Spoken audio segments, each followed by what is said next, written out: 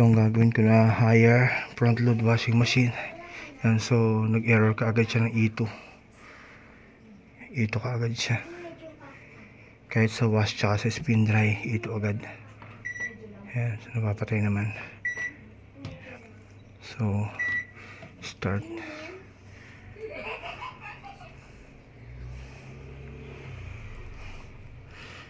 Di pa po kayo nakatawag sa service center o wala kayong makontak ng service center? Ay, hindi na po kami nakatawag sa service center kasi matatagalan pa yata yun. Kasi 3 years na rin po. Ngayon lang nagkaganyan. Error ka agad talaga siya. Sige ma'am, hopefully ano siya, repairable siya kaagad. Kasi kumisan kapag related na sa board yung mismong problem, yan, problem yung yung board niya. I mean, problem yung pagkuha ng board. Opo. Tsaka hindi mo ang board ng ganyan, mga front load. Yan.